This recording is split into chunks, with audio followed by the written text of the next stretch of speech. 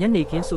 အချိန်အိမ်အနောက်လမ်းဘက်ကကွေးတွေဦးတန်ကြီးနဲ့မရက်မနာဦးနေကြတယ်။ဦးတန်ကထူးထူးဆန်းဆန်းမကောင်းတယ်လို့ကြားရတာကြောင့်အောင်ပိုင်ကစိတ်တူပြီးမောင်းထုတ်လိုက်ရမယ်ဆိုကကျင်းတကိုင်းပြီးလမ်းဘက်ထွက်လာခဲ့တဲ့ခွေးတွေကိုမောင်းထုတ်ပြီးပြန်လှည့်မဲ့အချိန်လမ်းဘေးကတပြေပင်ကိုင်းတကိုင်းကိုစိတ်တူတူနဲ့ကျင်းနဲ့အားပါရိုက်ချလိုက်မိတဲ့အဲ့ဒီနောက်ခေါင်းနဲ့ထိုးကြိုက်လာပြီးမူးဝေတယ်လို့ဖြစ်လာလို့အိမ်ဘက်ကိုအမြန်ပြန်လာရမှာခလုတ်တိုက်ပြီးလဲကျသွားခဲ့တဲ့အိမ်ထဲရောက်တော့ညီမကမောင်လေးရဲ့အခြေအနေကိုမြင်ပြီးကြောက်လန့်သွားတယ်မောင်လေးမောကြည့်ပါဦးဘာဖြစ်နေတာလဲလို့မေးလိုက်တော့မောင်လေးမောကြည့်လိုက်တယ်မြင်လိုက်တဲ့အခါညီမကတုံ့လှုပ်သွားတယ်အမေလာကြည့်ပါဦးမောင်လေးမျက်နှာကြီးကြောက်စရာကောင်းနေတယ်အမေလာကြည့်လိုက်တော့အောင်ပိုင်ရဲ့မျက်နှာကခရမ်းကျင်သီးလိုနေရဲပြီးနဖူးမှာဘူးကြီးတွေထွက်နေတယ်ပါးနှစ်ဖက်မေးစေးမှာလည်းဖူးတွေထွက်ပြီးတကိုယ်လုံးနေရဲနေတယ်အမေကကြောက်ပြီးဒါတယောက်လှုပ်ထားတာဖြစ်မယ်ဆိုပြီးဖះစင်ကရေမန်းယူခိုင်းတဲ့ရေမန်းတိုက်လိုက်တော့အောင်ပိုင်ကအတန်တမျိုးနဲ့ပြောလာတယ်ငါခင်ဗျားသားမဟုတ်ဘူး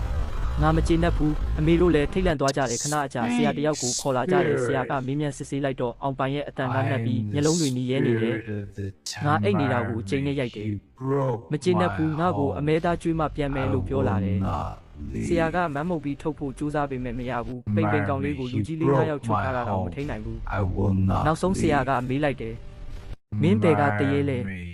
အတန်ကပြန်ဖြေတယ်ငါတပြေကိုင်းမှာနေတဲ့အနူတရေသူချိန်နဲ့ရိုက်လို့ငါနာတယ်ငါနေတဲ့ကိုင်းလဲကျိုးသွားပြီးငါဒီကလေးကူပေါ်မှာပဲနေမယ်